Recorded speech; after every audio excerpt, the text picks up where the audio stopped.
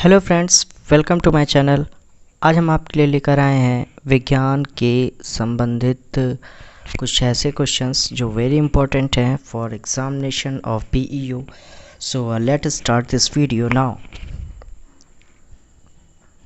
My first question is, sonar में हम उपयोग करते हैं, तो क्या उपयोग करते हैं हम?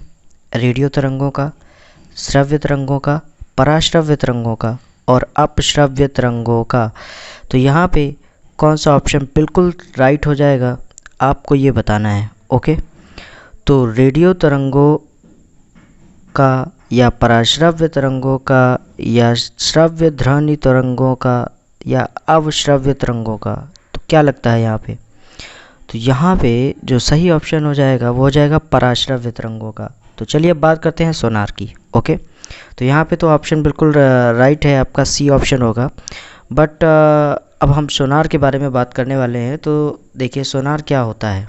ओके, तो सोनार का प्रयोग नौ संचालनों द्वारा किया जाता है। नौ संचालन का मतलब होता है कि नाव जो बड़ी बड़ी होती हैं, जो महासागर वगैरह में चलती हैं, उसमें इस चीज़ का यूज़ ज़्यादातर किया जाता है। ठीक है, और ये यूज़ किया कैसे जाता है या होता कैसे है, तो ये देखिए आप, जैसे महासागर में डूबी हुई किसी भी वस्तु की स्थिति को जानने के लिए हम इसका उपयोग करते हैं।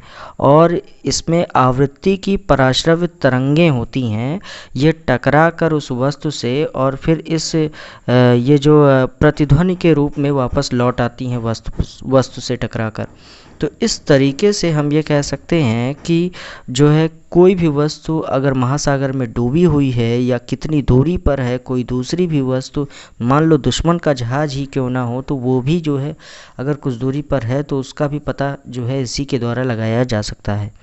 तो ठीक है, तो सोनार का जो यूज़ होता है वो हम प्रतिध्वनि सुनने के लिए करते हैं। ठीक है, तो अब आपको ये चीज़ कंफर्म हो गई। और इसमें जो मेनली तरंगें यूज़ की जाती हैं आवृत्ति की, वो होती हैं पराश्रव्य तरंगें। ओके, तो इस क्वेश्चन का सी ऑप्शन बिल्कुल राइट हो जाएगा। ओके, नेक्स्ट है, झूठ का पता लगाने वाला यंत्र किस नाम से जाना जाता है? ठीक है, अब बात आती है कि झूठ का पता लगाने वाला यंत्र आपको बताना है। ठीक है, झूठ का पता लगाने वाला यंत्र आपको बताना है।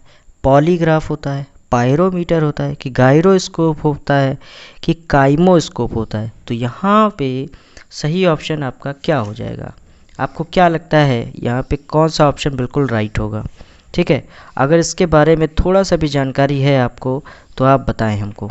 ओके, अगर मान लो नहीं है तो मैं आपको बता देता हूँ, पॉलीग्राफ। जी बिल्कुल, पॉलीग्राफ जो है यहाँ पर हम झूठ का पता लगाने वाला यंत्र मानते हैं। और इसी यंत्र के द्वारा ही जो है हम, जैसे क्या होता है कि अधिकारी पूछताछ वगैरह करते हैं, जैसे पुलिस स्टेशन में खासकर होता है। ठीक है, तो वहाँ पे जो अपराधी होता है वो झूठ बोलता है कि सच बोलता है, इस चीज़ का पता लगाने के लिए एक यंत्र हम उसके से कनेक्ट कर देते हैं, पॉलीग्राफ को। ओके, और ये पॉलीग्राफ जैसे ही कनेक्ट होता है तो अगर वो झूठ बोल रहा होता है तो वहाँ पे रेड लाइट या जो भी कुछ है, जिस इंडिकेटर का यूज़ किया जाता है उस इंडिकेटर से हम पता लगा सकते हैं कि ये झूठ बोल रहा है या सच बोल रहा है। ओके, तो इस तरीके से हम झूठ का पता लगाने वाले जो यंत्र है उसका नाम है पॉलीग्राफ। ओके, तो इस क्वेश्चन का सही ऑप्शन हो जाएगा हमारा ए। ओके, नेक्स्ट, एक व्यक्ति एक संवेदनशील तराजू पर खड़ा है। ओके, यदि वह गहरी सांस अंदर लेता है तो तराजू की रीडिंग क्या होगी?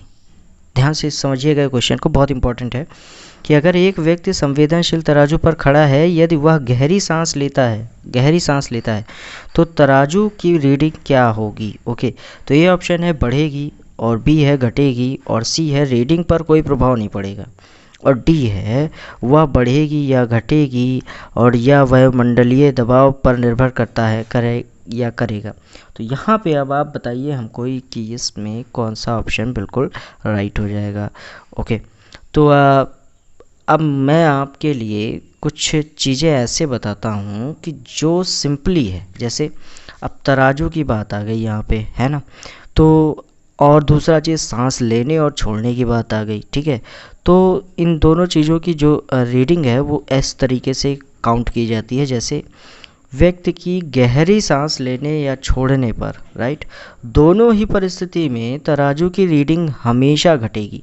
अब आपको क्या करना है, हमेशा घटेगी, मतलब अगर ये देखा जाए कि अगर व्यक्ति सांस अंदर से या बाहर निकाल रहा है या बाहर अंदर ले रहा है या बाहर निकाल रहा है, तो गहरी सांस जब वो निकालता है या लेता है, छोड़ता है बाहर की ओर, तो वहाँ पर क्या होता है कि व्यक्ति का वज़न घट जाता है। तो इस तरीके से इसका यही ऑप्शन बिल्कुल राइट हो जाएगा। कौन सा? बी ऑप्शन बिल्कुल राइट हो जाएगा। ओके, तो ये जो है ना, ये बहुत इम्पॉर्टेंट क्वेश्चंस था। ओके, नेक्स्ट है, निम्नलिखित में से कौन सी सदिश राशि है? ठीक है, ए है समय, बी है चाल, और सी है विस्थापन, और डी है दूरी। तो यहाँ पे आपको बताना है कि कौन सा ऑप्शन बिल्कुल राइट हो जाएगा। ओके, तो सदिश राशि आपको बताना है। सदिश पहले तो आप जान लो होता क्या है। सदिश वो होता है जिसमें दोनों चीज़ें होती हैं, जैसे दिशा भी हो और परिमाण, जिसको मैग्नीट्यूड भी कहते हैं। तो डायरेक्शन एंड मैग्नीट्यूड दोनों है, तो उस कंडीशन में क्या होता है, वो सदिश राशि कहलाता है। ओके, तो सदिश राशि इसमें से कौन सा है जिसमें डायरेक्शन और मैग्नीट्यूड दोनों होगा? तो देखो, इन चारों में तो मैग्नीट्यूड होगा, ये कंफर्म है, लेकिन डायरेक्शन किस में होगी, वही हमारा ऑप्शन बिल्कुल राइट हो जाएगा। ओके, तो यहाँ पे जो सी ऑप्शन आपको दिख रहा है विस्थापन, तो विस्थापन जो होता है वो हमारा यहाँ पे सदिश राशि होता है, तो ये ऑप्शन बिल्कुल राइट हो जाएगा। अब बात आती है कि विस्थापन होता क्या है। विस्थापन जो होता है एक सदिश राशि है, तो आप जान ही लिए, लेकिन सदिश राशि है तो इसकी डेफिनेशन क्या है? तो इसकी डेफिनेशन ये है कि ये शॉर्टेस्ट दूरी की बात करता है। किसकी? शॉर्टेस्ट दूरी। शॉर्टेस्ट दूरी का मतलब होता है ये प्रारंभिक और अंतिम वेग पर ही डिपेंड करेगा, प्रारंभिक स्थिति और अंतिम स्थिति पर ही डिपेंड करेगा, और किसी पे डिपेंड नहीं करता है। तो इन दोनों के बीच का जो अंतर होता है, जिसको हम शॉर्टेस्ट दूरी कहते हैं, वही हमारा क्या कहलाता है? विस्थापन। ओके, तो इस तरीके से इस क्वेश्चन का सी ऑप्शन बिल्कुल राइट हो जाएगा। नेक्स्ट है, हवाओं की ऊर्जा होती है। अच्छा, क्वेश्चन आता है कि हवाओं की ऊर्जा कैसी होती है। ठीक है, तो हवाओं की ऊर्जा केवल स्थितिज होगी, या केवल गतिज होगी, या वैद्युत होगी, या स्थितिज और गतिज दोनों होगी? तो ज़रा आपके लेवल से बताइए क्या हो सकता है। तो देखिए, हवाओं में जो पार्टिकल्स होते हैं वो एक दूसरे से टक्कर खाते रहते हैं और बहुत दूर दूर होते हैं। अच्छा, दूर दूर होते हैं तो टक्कर बहुत कम होती है। ठीक है, अच्छा, दूसरी चीज़ क्या है कि ये जो होता है ना, ये बहुत ही, मतलब अब इसमें क्या है कि गति बहुत ज़्यादा पार्टिकल करते हैं। पार्टिकल कैसे गति करते हैं? बहुत ज़्यादा गति करते हैं। तो इस वजह से यहाँ पर जो सही ऑप्शन हो जाएगा वो हो जाएगा केवल गतिज ऊर्जा होती है इनके पास। ये इनके पास स्थिति के कारण कोई ऊर्जा नहीं होती है, इसी वजह से यहाँ पे स्थितिज ऊर्जा नहीं होगी। यहाँ पे क्या होगी? केवल गतिज ऊर्जा होगी, और वो हमेशा गमन करते रहेंगे। ओके, तो हवाओं की ऊर्जा कैसी होती है? हवाओं की ऊर्जा होती है केवल गतिज ऊर्जा। ओके, तो इस क्वेश्चन का सही ऑप्शन हो जाएगा हमारा बी ऑप्शन। ओके, अब एक सूची को दूसरी सूची से सुमेलित करना है, मतलब मिलाना है, तो आपको बताना है कि इसमें से कौन सा ऑप्शन बिल्कुल राइट होगा। ओके, तो फैथोमीटर जो है, और बैरोमीटर गिवन है, हाइग्रोमीटर गिवन है, अल्टीमीटर गिवन है, तो इनमें से कौन सा होगा जो सही ऑप्शन यहाँ पे बताएगा? जैसे भौतिक राशियाँ एक तरफ दी गई है और एक तरफ इकाई दी गई है। ओके, राइट, तो यहाँ पे कौन सा ऑप्शन बिल्कुल राइट हो जाएगा? ओके, तो इस क्वेश्चन का जो सही ऑप्शन क्या होगा आपके हिसाब से, बताइए हमें। तो जैसा कि हम जानते हैं कि फैथोमीटर जो होता है वो समुद्र की गहराई नापने के लिए किया जाता है, और बैरोमीटर जो होता है वो दाब को नापने के लिए किया जाता है। ओके, तो वायुमंडलीय दाब। ओके, दाब मतलब वायुमंडलीय दाब। ओके, और हाइग्रोमीटर जो होता है ये किस चीज़ को नापने के लिए किया जाता है? हाइग्रोमीटर जो होता है ये होता है आपका वायुमंडल आर्द्रता को नापने के लिए किया जाता है। ओके, और अल्टीमीटर तो आप लोग जान ही गए भाई, है ना, अल्टीमीटर ऊंचाई के लिए किया जाता है। तो इस तरीके से यहाँ पे जो सही ऑप्शन हो जाएगा वो हो जाएगा आपका बी।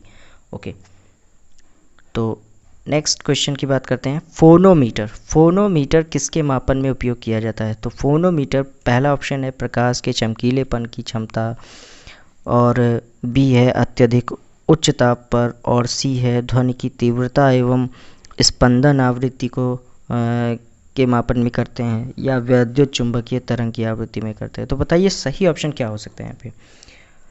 तो अगर फोनोमीटर की बात आती है तो फोनोमीटर हमारा ऐसा चीज़ होता है ना कि जो प्रत्येक ध्वनि की तीव्रता को नापता है। किसको नापता है? ध्वनि की तीव्रता को नापता है। ओके, तो यहाँ पे जो सी ऑप्शन आपको दिख रहा है वो बिल्कुल राइट हो जाएगा। ओके, तो सी ऑप्शन हो जाएगा। तो फोनोमीटर किसको नापता है? ध्वनि की तीव्रता को नापने का काम करता है। ओके, और बस इस क्वेश्चन का सी ऑप्शन बिल्कुल राइट हो जाएगा। तो एक ट्रेन जैसे ही चलना आरंभ करती है उसमें पीछे बैठे हुए यात्री का से पीछे की ओर झुक जाता है। ठीक है, मतलब सिर है, यहाँ पे सिर होगा। ठीक है, सिर पीछे की ओर झुक जाता है, यहाँ पे सिर होगा। ठीक है, सिर आप लोग यहाँ पे लिख लीजिएगा। ठीक, ओके, और इसका कारण क्या है आपको ये बताना है। स्थिरता का जड़त्व है, गति का जड़त्व है, जड़ता घूर्ण है, द्रव्यमान का संरक्षण है। तो बताइए क्या हो सकता है यहाँ पे? तो यहाँ पे जो सही ऑप्शन हो जाएगा वो हो जाएगा आपका, जो बिल्कुल सही तरीके से होगा। ठीक है, तो स्थिरता का जड़त्व क्या होगा यहाँ पे? सही ऑप्शन स्थिरता का जड़त्व। अच्छा, अब ट्रेन से संबंधित क्वेश्चन आया तो ट्रेन से संबंधित क्वेश्चन को ऐसे देखिए कि यात्री यात्री जब ट्रेन में बैठते हैं, सिंपली हम आपको बताते हैं। देखो क्या है कि यात्री जब ट्रेन में बैठते हैं तो जैसे ही ट्रेन चलने लगती है, ठीक है, तो यात्री पीछे की ओर गिर जाते हैं। कंफर्म? ठीक है, इसका कारण यह होता है कि जो यात्री का शरीर होता है उसका निचला हिस्सा गाड़ी के संपर्क में रहता है, लेकिन और ऊपर का जो हिस्सा होता है वो स्थिर यानी विरामावस्था में होता है। ओके, तो अगर ये विरामावस्था में ही बना रहता है तो इस वजह से जैसे ही ये ब्रेक वगैरह कुछ लगती है तो जो इस विरामावस्था में है वो गति अवस्था में आ जाता है। तो जिसकी वजह से यहाँ पर स्थिरता का जड़त्व का गुण आ जाता है, जिसकी वजह से ये सिर जो है वो पीछे की ओर झुक जाता है। ओके, तो यहाँ पे इस क्वेश्चन का सही ऑप्शन हो जाएगा हमारा ए। ठीक है, तो स्थिरता का जड़त्व। नेक्स्ट है अंतरिक्ष यान जो चक्कर लगा रहा है वहाँ से एक सेब छोड़ा जाता है, तो वह क्या होगा? पृथ्वी की ओर गिरेगा, कम गति से गतिमान होगा, अंतरिक्ष यान के साथ साथ उसी गति से गतिमान होगा, तथा डी अधिक गति से गतिमान होगा। तो यहाँ पे कौन सा ऑप्शन बिल्कुल राइट हो जाएगा? तो यहाँ पे जो बिल्कुल राइट आंसर होगा ना वो कौन सा होगा, वो आपको क्या लगता है? तो आप अपने अनुसार इसका आंसर दीजिए, क्योंकि अंतरिक्ष यान जो चक्कर लगा रहा है अगर वहाँ से एक सेब छोड़ा जाता है तो क्या होगा? ठीक है, पृथ्वी की ओर गिरेगा। कंफर्म? क्या लगता है? कम गति से गतिमान होगा? सी देख लो, अंतरिक्ष यान से साथ साथ उसी गति से गतिमान होगा ना। हाँ, तो यहाँ पर सही ऑप्शन क्या हो जाएगा? अंतरिक्ष में गुरुत्वाकर्षण के अभाव में, क्योंकि अंतरिक्ष में तो गुरुत्वाकर्षण होता ही नहीं है ना, तो वहाँ पे सेब जो होगा वो अंतरिक्ष के यान के साथ साथ ही गति करेगा। ठीक है, तो यहाँ पे जो सही ऑप्शन हो जाएगा वो हो जाएगा आपका सी। ओके, तो याद रखिएगा कि अंतरिक्ष की बात हो रही तो अंतरिक्ष में जो है सिंपल सी बात है, क्या होता है अंतरिक्ष में? अंतरिक्ष में ग्रेविटी तो होती नहीं है, गुरुत्वाकर्षण होता ही नहीं है ना, तो इस वजह से। ओके, नेक्स्ट है पीसा की झुकी हुई मीनार गिर नहीं जाती क्यों? अच्छा, ये भी क्वेश्चन बहुत इंपॉर्टेंट है। ये वह शीर्ष ए दिया गया है आपको ऑप्शन, वह शीर्ष भाग में पतली हो गई है, वह बड़े तल क्षेत्र फल को आच्छादित करती है। सी उसका गुरुत्वाकर्षण केंद्र निम्नतम स्थिति में रहता है, और डी गुरुत्व केंद्र से जाने वाली उद्घाटन लाइन तल के अंदर रहती है। तो बताइए क्या ऑप्शन बिल्कुल राइट हो जाएगा यहाँ पे? तो मेरे ख्याल से यहाँ पर फिलहाल आपका इसमें देखते हैं कि आपका व्यू क्या आता है। ओके, तो पहले तो आप लगा लीजिए।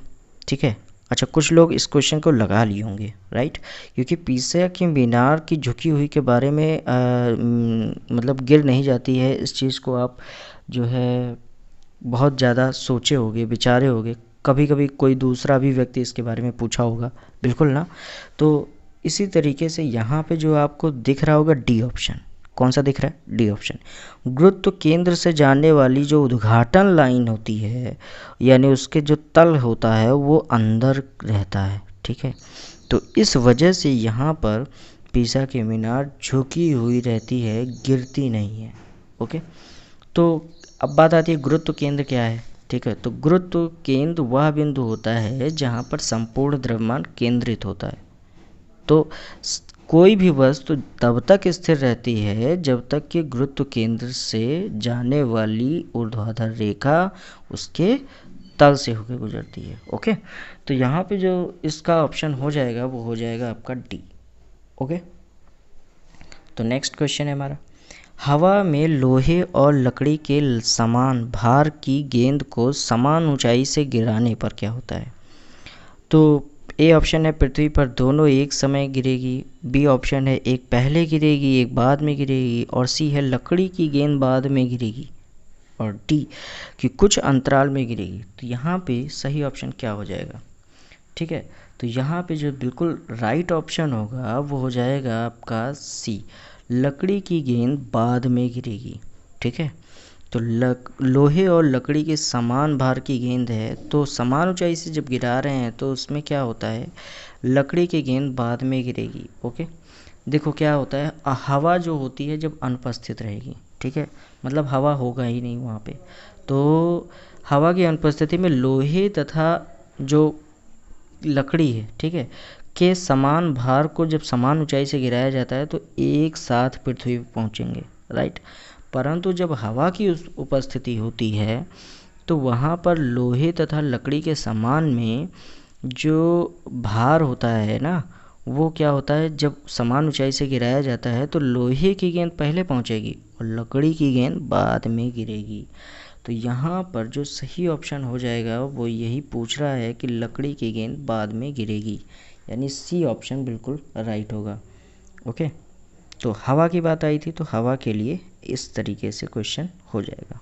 ओके, नेक्स्ट है, एक उपग्रह अपने कक्ष में निरंतर गति करता है और यह अपकेंद्र बल से प्रभावित होता है, जो प्राप्त होता है ए उपग्रह को प्रेरित करने वाले रॉकेट इंजन से, बी पृथ्वी द्वारा उपग्रह पर लगने वाले गुरुत्वाकर्षण, और सी सूर्य द्वारा उपग्रह पर लगने वाले गुरुत्वाकर्षण से, और डी है उपग्रह द्वारा पृथ्वी पर लगने वाले गुरुत्वाकर्षण से। तो यहाँ पे बिल्कुल सही ऑप्शन क्या हो जाएगा? आपको क्या लगता है कि मतलब एकदम राइट आंसर क्या हो सकता है? देखो यहाँ पे बात आई है, बहुत इंपॉर्टेंट क्वेश्चन है ये, कि अगर एक उपग्रह है और अगर वो अपने कक्ष में निरंतर गति करता है तो अब केंद्र बल के प्रभाव से क्या होता है?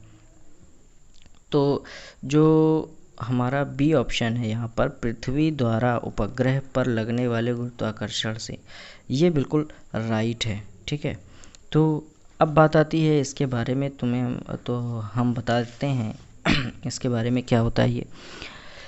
जब भी पृथ्वी के चारों ओर परिक्रमा करते हुए कृत्रिम उपग्रह होते हैं तो वो दो प्रकार के बल काम करते हैं। ठीक है, एक होता है केंद्रीय बल काम करता है और दूसरा होता है प्रक्षोभ बल काम करता है। तो केंद्रीय बल गोलाकार पृथ्वी का गुरुत्वाकर्षण बल होता है, ठीक है, जिसके कारण उपग्रह अपनी गति के लिए आवश्यक अपकेंद्रीय त्वरण बल जो होता है वो प्राप्त कर लेता है। तो पृथ्वी की वृत्तीय गति और दीर्घ वृत्तीय गति कक्षा में परिक्रमा करता है। ओके, और पृथ्वी पर नीचे नहीं गिरता इसी वजह से। और प्रक्षोभ बल के अंतर्गत जो वायुमंडल आता है, जिसमें वायुमंडलीय आकर्षण आता है, और पृथ्वी की गोलाई में जब त्रुटि आती है और चंद्र और सौर के गुरुत्वाकर्षण खिंचाव और सौर विकिरण दाब आदि से जब बल उत्पन्न होते हैं तो इन्हें के बलों का जो योग है ना,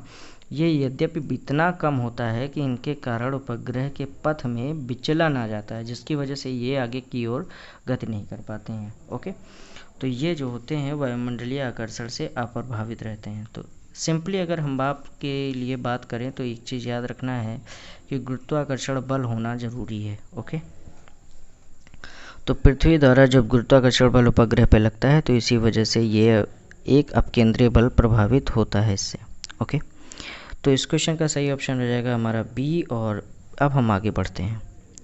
पेंडुलम घड़ी तीव्र गति से चल सकती है ग्रीष्म ऋतु में, बी है शीत ऋतु में, और सी है बसंत ऋतु में, और डी है वर्षा ऋतु में। तो यहाँ पे क्या ऑप्शन बिल्कुल राइट हो जाएगा? तो देखो, पेंडुलम की घड़ी की बात आती है ना। पेंडुलम की घड़ी क्या होती है? ठीक है, तो अगर बात करें पेंडुलम की जो घड़ी होती है वो शीतकाल में तेज़ी से चलती है, बिल्कुल। और जो इसका आवर्त पथ होता है ना, वो आवर्तकाल घट जाता है। ठीक है, तो जबकि ग्रीष्म काल में जो होता है इसका आवर्त पथ या आवर्तकाल जिसको कहते हैं वो बढ़ जाता है, जिसके फलस्वरूप पेंडुलम घड़ी गर्मी में धीरे चलती है और वह सुस्त हो जाती है। तो कारण आपको बिल्कुल सिंपली समझ में यहाँ पे आ गया है ना कि पेंडुलम घड़ी क्या होती है। पेंडुलम घड़ी जो होती है वो तीव्र गति से कब चल सकती है? शीत ऋतु में चल सकती है। और जब आता है क्योंकि उसका आवर्तकाल घट जाता है, और यही चीज़ जब उसमें लेके जाते हैं गर्मी में तो ये जो होता है इसका आवर्तकाल बढ़ जाता है, तो जिसकी वजह से सुस्त हो जाती है। सो ओके, फाइनली इस क्वेश्चन का जो आंसर हो जाएगा वो हो जाएगा बी।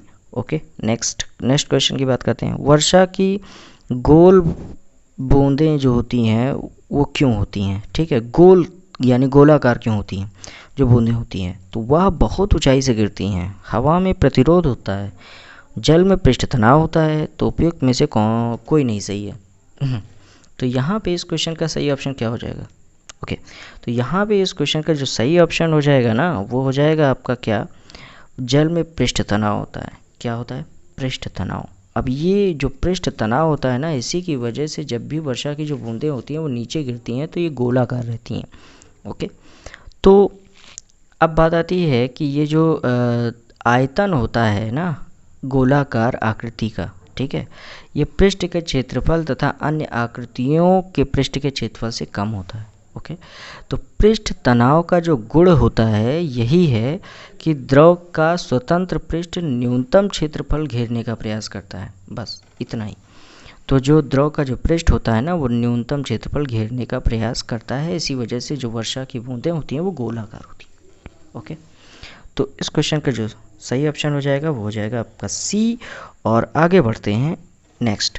मिट्टी का तेल पानी के ऊपर इसलिए तैरता है क्योंकि, तो उसका घनत्व पानी के घनत्व से अधिक होता है, उसका घनत्व पानी के घनत्व से कम होता है, उसका सॉरी यहाँ पे करो लिखा है, ठीक है, और यहाँ पे हो जाएगा घनत्व। ठीक है, तो उसका घनत्व पानी के घनत्व के बराबर होता है। ओके, और डी इनमें से कोई नहीं। तो बताइए क्या ऑप्शन बिल्कुल राइट हो जाएगा यहाँ पे? तो उसका घनत्व पानी के घनत्व से कम होता है, जो आपका बी है ना वो बिल्कुल राइट हो जाएगा। ओके, तो मिट्टी का जो तेल होता है ना वो जो है पानी के घनत्व से कम होता है, इसी वजह से पानी पर ये तैरता है।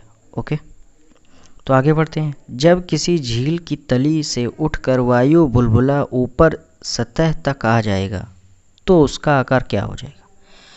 तो जब झील की तली से उठकर जब वायु का बुलबुला ऊपरी सतह तक आता है तो उसका जो आकार होता है ना वो होता है हमेशा क्या? बढ़ जाएगा कि घट जाएगा कि यथावत बना रहेगा? तो क्या लगता है यहाँ पे? ये चपटा होकर तस्तरी नुमा हो जाएगा। तो मेरे ख्याल से यहाँ पर बढ़ जाएगा। ओके, आपके ख्याल से क्या हो सकता है? आप कमेंट कीजिएगा बिल्कुल। तो जब वायु का बुलबुला झील की तली से उठकर वायु के ऊपर आने लगता है ना तो वो जो होता है तली की अपेक्षा, ध्यान दीजिएगा, तली की अपेक्षा ऊपर की ओर दाब घटने लगता है। ओके, जिसके कारण वायु के बुलबुले जो होते हैं उसका आयतन बढ़ जाता है। ओके, तो इस वजह से वो हमको कैसा दिखाई देता है? बढ़ा हुआ। ओके, तो यहाँ पे इस क्वेश्चन का सही ऑप्शन हो जाएगा ए। ओके, नेक्स्ट है। शीतकाल में जब झील की ऊपरी सतह का पानी बर्फ में बदल जाता है फिर भी जलीय जीव जंतु उसमें रहते हैं क्योंकि पानी बर्फ़ में सांस ले सकता है, सॉरी यहाँ पे वह बर्फ़ में सांस ले सकता है। बी, उनके अंदर काफ़ी मात्रा में ऑक्सीजन संचित रहती है। सी, उसके शरीर की बनावट इस प्रकार की होती है ना कि वह ऑक्सीजन के बिना भी रह सकते हैं। और डी, पानी का घनत्व तो 4 डिग्री सेंटीग्रेड पर सबसे अधिक होता है, जिससे बर्फ़ की ऊपरी सतह के नीचे पानी रहता है। तो यहाँ पे सही ऑप्शन क्या हो जाएगा? तो यहाँ पे जो सही ऑप्शन हो जाएगा वो क्या हो जाएगा आपका? बिल्कुल, यहाँ पे जो बहुत अच्छा क्वेश्चंस आया हुआ है, ठीक है, इस क्वेश्चन को अगर आप थोड़ा सा भी ध्यान देंगे तो बहुत ही क्लियर हो जाएगा, ठीक है। तो यहाँ पे जो सही ऑप्शन हो जाएगा वो हो जाएगा आपका क्या? डी, जो पानी का घनत्व होता है वो 4 डिग्री सेंटीग्रेड पर सबसे अधिक होता है। एक तो ये कंफर्म हो गया, और दूसरा जिससे पानी की ऊपरी सतह से नीचे का पानी रहता है, मतलब बर्फ़ ऊपरी सतह पर रहती है और नीचे पानी रहता है। तो जब नीचे पानी रहेगा तो क्या होगा? देखो, शीतकालीन की बात करते हैं, जैसे ठंडी में क्या होता है कि झील के ऊपरी परत जो होती है वो 0 डिग्री सेंटीग्रेड सॉरी ठीक है, जो झील होती है, झील की ऊपरी परत 0 डिग्री सेंटीग्रेड पर ठंडा होने पर बर्फ़ बनती है, ओके। और जो नीचे का जल होता है वो 4 डिग्री सेंटीग्रेड पर द्रव अवस्था में रहता है, ओके। इससे झीलों या तालाबों में बर्फ़ के नीचे का जो 4 डिग्री सेंटीग्रेड है वो पानी बना रहता है, ओके, जिसमें मछलियाँ, अन्य जीव जंतु, ये सारी चीज़ें उसमें रहती हैं, ओके। तो इस तरीके से हम ये कह सकते हैं कि ऊपर बर्फ़ और नीचे पानी में जीव जंतु रहते हैं। नेक्स्ट क्वेश्चन है हमारा, बहुत इंपॉर्टेंट क्वेश्चन था ये, तो यहाँ पे जो डी ऑप्शन होगा बिल्कुल राइट हो जाएगा। नेक्स्ट है, जल का अधिकतम घनत्व कब होता है? ठीक है, तो ए है 373 केल्विन पर, बी है 277 केल्विन पर, सी है 273 केल्विन पर, और डी है 269 केल्विन पर। तो यहाँ पे सही ऑप्शन क्या हो जाएगा? तो बिल्कुल राइट आंसर होगा आपका बी ऑप्शन, 277 केल्विन पर, ओके। तो गर्म करने पर जो 0 डिग्री सेंटीग्रेड से 4 डिग्री सेंटीग्रेड तक का जो जल है वो उसका घनत्व बढ़ जाता है, ओके, लेकिन आयतन क्या हो जाता है? कम हो जाता है, ओके। तो 4 डिग्री सेंटीग्रेड पर जो जल का आयतन होता है वो न्यूनतम होता है और जो घनत्व होता है वो आपका बढ़ जाता है। तो जिसकी वजह से हम 4 डिग्री सेंटीग्रेड पर अगर बात करेंगे तो 4 डिग्री सेंटीग्रेड को जब हम केल्विन में चेंज करते हैं तो 273 उसमें जोड़ देते हैं, तो इस वजह से यहाँ पे जो आंसर आता है 277 आता है, ओके। तो इस क्वेश्चन का बी ऑप्शन बिल्कुल राइट होगा। नेक्स्ट है, एक सुई पानी में डूब जाती है जबकि लोहे से बना हुआ जहाज पानी में तैरता रहता है, क्योंकि सुई की नोक नुकीली होती है, बी, जहाज सपाट होता है, सी, जहाज एक शक्तिशाली इंजन द्वारा चलाया जाता है, और डी, सुई का अपेक्षित घनत्व उसके द्वारा हटाए गए पानी के अपेक्षित घनत्व से अधिक होता है। तो यहाँ पे इस क्वेश्चन का सही ऑप्शन क्या हो जाएगा? ओके, तो इस क्वेश्चन का जो सही ऑप्शन हो जाएगा वो हो जाएगा डी ऑप्शन, ओके। सुई का जो अपेक्षित घनत्व होता है उसके द्वारा हटाए गए पानी के अपेक्षित घनत्व से अधिक होता है। अब आती है बात कि जो है ये अपेक्षित घनत्व क्या होता है। तो जो भी अपेक्षित घनत्व होता है वो वस्तु के भार और उस वस्तु द्वारा हटाए गए जल के भार के अनुपात को कहते हैं अपेक्षित घनत्व। क्लियर हो गया? तो जब भी शुद्ध जल का अपेक्षित घनत्व की बात होगी तो 1 होता है, ठीक है। और वे वस्तुएं जिनका अपेक्षित घनत्व 1 से कम होता है हमेशा तैरती हैं, और जिन वस्तुओं का अपेक्षित घनत्व 1 से ज़्यादा होता है तो वे वहाँ पे डूब जाती हैं, ओके। तो इस तरीके से जो इसका क्वेश्चन का सही ऑप्शन हो जाएगा वो हो जाएगा आपका डी, ओके। तो आगे बढ़ते हैं। नेक्स्ट क्वेश्चन है, जब कुएं से पानी की बाल्टी को ऊपर खींचते हैं तो हमें महसूस होता है, क्या महसूस होता है? कि बाल्टी पानी की सतह से ऊपर भारी हो गई है, कि पानी की सतह से ऊपर हल्की हो गई है, कि पानी से बाहर आकर स्थिरता खो बैठी है, कि डी, पानी से बाहर आकर उसका द्रव्यमान में वृद्धि हुई है। तो यहाँ पे इस क्वेश्चन का सही ऑप्शन क्या हो जाएगा, बताएं आप। तो इस क्वेश्चन का सही ऑप्शन क्या हो जाएगा? इस क्वेश्चन का सही ऑप्शन होगा ए ऑप्शन, पानी की सतह से ऊपर भारी हो गई है। अच्छा, जो लोग नहीं जान पाए वो ज़रा इस क्रियाकलाप को करके देखेंगे। तो नॉर्मली तालाब में भी आप ले जा सकते हैं, तालाब में भी इस चीज़ को देख सकते हैं। अगर नहीं देख पा रहे हैं तो जिसके यहाँ स्विमिंग पूल वगैरह हो तो वो भी ये चीज़ देख सकता है, ठीक है। या स्विमिंग पूल में आप चीज़ें देके डालते हो, बाल्टी हो गया या मान लो कोई भी ऐसी चीज़, तो उस पर क्या होता है, उस पर ये चीज़ें क्या हो जाती हैं, बिल्कुल ही भारी हो जाती है, ठीक है। पानी की सतह से ऊपर भारी हो गई है। ओके, तो इस क्वेश्चन का सही ऑप्शन क्या हो जाएगा, हमारा ए हो जाएगा। ओके, और ये जो सिद्धांत है वो किस पे काम करता है, ये सिद्धांत जो है ये आर्किमिडीज का सिद्धांत पे काम करता है। ओके, तो आर्किमिडीज का सिद्धांत भी आपको बता देते हैं क्या होता है। किसी भी वस्तु का जो भार होता है ना वो पानी में कम और पृथ्वी बोल रहा हूँ, पानी की सतह के ऊपर अधिक होता है, ठीक है। और जिसके भार में जो होता है वो हमेशा क्या हो जाती है, कमी आ जाती है, जिसके द्वारा पानी जो होता है वो वस्तु के ऊपर की दिशा में लगाए गए बल के कारण के बराबर होता है।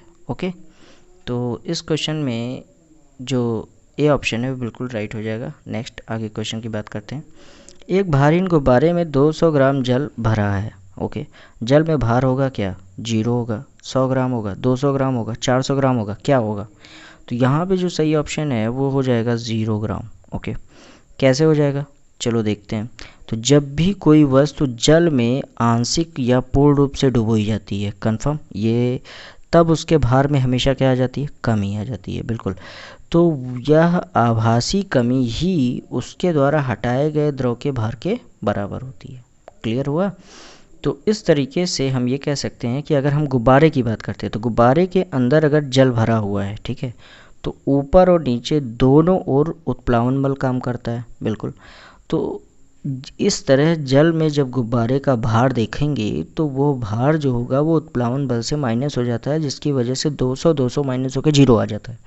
ओके, तो इस तरीके से हम ये कह सकते हैं कि जो जल में गुब्बारे का जो भार होता है वो 0 होता है। ओके, तो ये ऑप्शन बिल्कुल राइट हो जाएगा। नेक्स्ट क्वेश्चन है, मथने के पश्चात क्रीम का दूध से पृथक हो जाने का कारण है। तो यहाँ पर है क्या, गुरुत्वाकर्षण है कि ससंजक बल है कि केंद्रीय बल है कि इनमें से कोई नहीं। तो अब आपको क्या लगता है इस क्वेश्चन का सही ऑप्शन क्या होगा। तो इस क्वेश्चन का सही ऑप्शन होगा सी ऑप्शन, अपकेंद्रीय बल। ओके, तो ये जो अपकेंद्रीय बल है, ये जो है ये क्या होता है ये भी आप जान लीजिए, ठीक है। तो अपकेंद्रीय बल होता क्या है कि जब भी कोई चीज़ हम मथते हैं, मथने का मतलब होता है उसको हम शेक करते रहते हैं, हिलाते हैं, तो जिसके कारण जो है उसके अंदर जो अपकेंद्रीय बल ऊपर की ओर आ जाता है, यानी मलाई जो होती है वो ऊपर की ओर आने लगती है। तो जिसकी वजह से हम उस मलाई को, यानी मलाई जिसको हम कहते हैं क्रीम, उस क्रीम को हम बाहर निकाल लेते हैं दूध से। ओके, तो इस तरीके से यहाँ पे जो सी ऑप्शन है बिल्कुल राइट हो जाएगा। नेक्स्ट क्वेश्चन है हमारा, जब कोई जहाज़ नदी से निकलकर जल में, सागर में प्रवेश करता है तो वह कुछ ऊपर उठता है।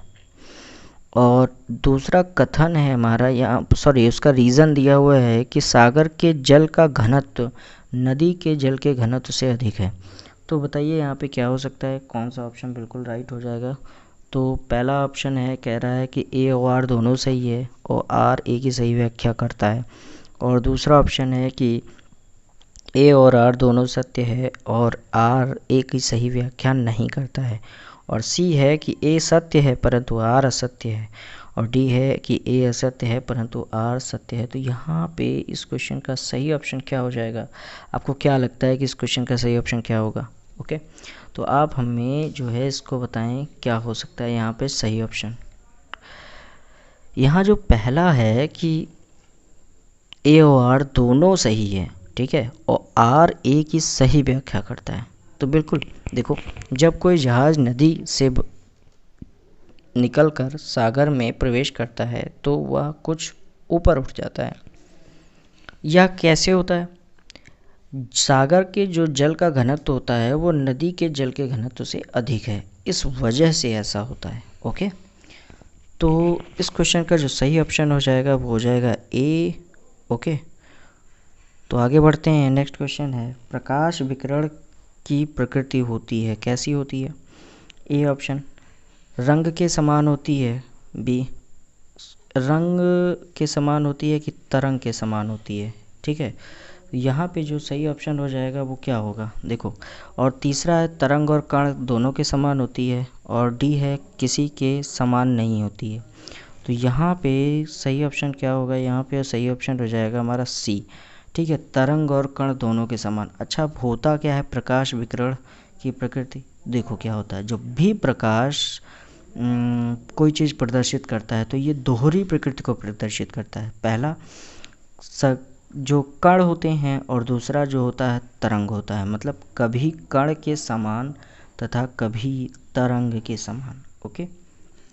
और जो प्रकाश के गुण होते हैं जैसे व्यतिकरण, विवर्तन, ध्रुवण आदि की जो व्याख्या है ना, ये भी प्रकाश की प्रकृति को तरंग मानकर ही की जाती है। ओके, हमेशा तरंग मानकर ही इनकी व्याख्या करते हैं। और जो कुछ अन्य गुण हैं ना, जैसे प्रकाश वैद्युत प्रभाव हो गया, कॉम्पटन प्रभाव हो गया, ठीक है, इन सभी की जो व्याख्या है ये हमेशा क्या होती है ये जो होती है हमेशा कण मान के की जाती है। ओके, क्योंकि ये बताया जाता है कि प्रकाश ऊर्जा जो होती है वो छोटे छोटे पैकेटों के रूप में मिलकर बनी है।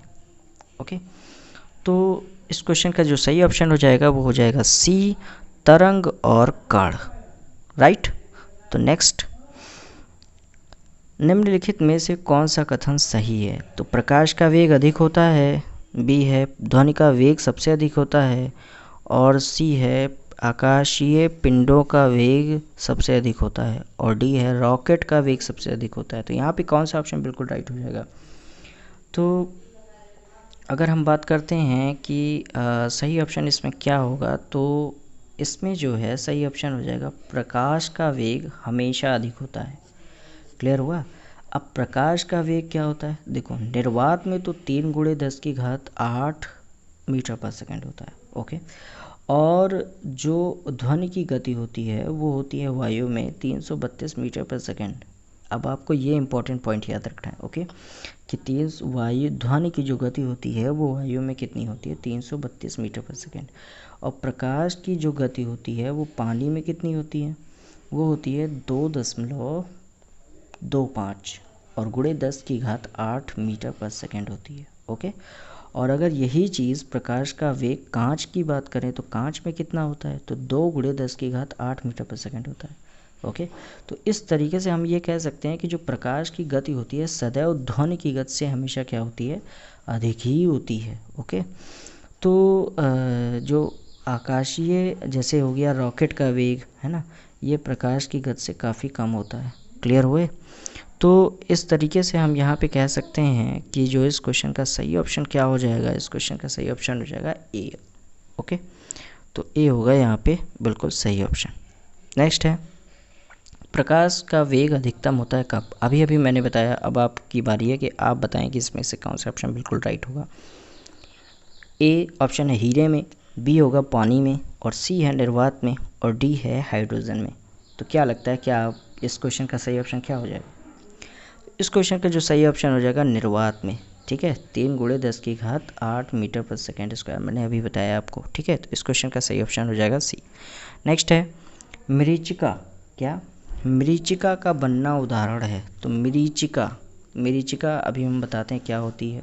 ठीक है, तो मरीचिका जो होती है रेगिस्तान में दिन के समय जब भूमि की जो निकट वायु होती है वो परतें गर्म हो जाती हैं और तब यह विरल हो जाती है और ऊपर की ठंडी परतों की अपेक्षा कम अपवर्तक होती है। इस वजह से हम ये कह सकते हैं कि जो किसी भी दूर स्थित वस्तु से आने वाला जो प्रकाश होता है वो हवा की परतों से अपवर्तित हो जाता है। ठीक है, और जिसकी वजह से यह पूर्ण आंतरिक परावर्तित हो जाता है और जिसकी वजह से यह जो है काल्पनिक और उल्टा प्रतिबिंब दिखता है। तो इस तरीके का जो भ्रम होता है, भ्रम समझ रहे हो, वायुमंडलीय दृष्टि भ्रम, जैसे आप जलाशय की ओर जाते हैं या कोई भी ऐसी चीज़ देखते हैं कि दूर स्थित है और उसका जस्ट उल्टा देखते हैं कि उसका बड़ा प्रतिबिंब नज़र आता है आपको दूर से ही, तो इस तरीके से हम ये कह सकते हैं कि वही हमारी क्या है, मरीचिका है। मरीचिका बोलते हैं, मरीचिका। तो यह किसका कारण हो सकती है? तो इसका यह जो है कुल आंतरिक परावर्तन का कारण होती है। ओके, तो ये जो होता है ये वायुमंडलीय प्रभाव के कारण होता है। ये वायुमंडलीय दृष्टि भ्रम है, हमेशा याद रखिएगा। ओके, तो नेक्स्ट क्वेश्चन क्या हो सकता है, देखिए। एक कटा या काटा हुआ हीरा, ठीक है, काटा हुआ हीरा क्यों जगमगाता है? ए, इसकी आणविक संरचना के कारण, बी, प्रकाश के शोषण के कारण, सी, पूर्ण आंतरिक परावर्तन के कारण, और डी, कुछ अन्य निहित गुणों के कारण। तो बताइए इस क्वेश्चन का सही ऑप्शन क्या हो जाएगा? ओके, तो इस क्वेश्चन का सही ऑप्शन हो जाएगा हमारा पूर्ण आंतरिक परावर्तन के कारण। ओके, तो इस वजह से इस क्वेश्चन का सही ऑप्शन हो जाएगा सी। ओके, अब बात आती है हीरे के चमकने का। तो हीरे के जो चमकने का प्रमुख कारण है ना, वो पूर्ण आंतरिक परावर्तन ही है। अब हीरे का जो अपवर्तनांक होता है वो बहुत अधिक होने के कारण, जैसे 2.42 होता है, इसके कारण इसका जो क्रांतिक कोण है ना वो 24 डिग्री होता है केवल। इस वजह से जब भी विशेष रूप से हीरे काटे गए होते हैं तो उसके अंदर जो भी प्रकाश एक बार चला जाता है ना, वो बार बार पूर्ण आंतरिक परावर्तन होता रहता है। तो इसी वजह से वो हमको चमकता हुआ या जगमगाता हुआ नज़र आता है। ओके, तो इस क्वेश्चन का सी ऑप्शन बिल्कुल राइट है। आगे बढ़ते हैं, नेक्स्ट क्वेश्चन है हमारा, त्रिविम चित्र लेने के लिए निम्न में से किसका प्रयोग करते हैं? तो ए है फोटोग्राफी, बी है हेलोग्राफी, और सी है रेडियोग्राफी, और डी है उपरोक्त में से कोई नहीं। तो त्रिविम की बात करते हैं। अब त्रिविम यानी 3D डायमेंशनल प्रतिरूप की बात करते हैं। तो ये जब चित्र लेने के लिए हम बात करते हैं तो ये इसमें जो होता है ये हेलोग्राफी का उपयोग किया जाता है। किसका? हेलोग्राफी। अब ये क्या होता है हेलोग्राफी? जब तकनीक ये ऐसी तकनीकी है जिसमें लेज़र किरणों द्वारा की गई फोटोग्राफी से किसी वस्तु का त्रिआयामी चित्र बनाया जाता है। किसके द्वारा? लेज़र किरणों द्वारा, ठीक है, की गई फोटोग्राफी होती है। ओके, तो जो हेलोग्राफी ध्वनि होती है या प्रकाश या किसी भी तरंग के साथ कार्य कर सकती है।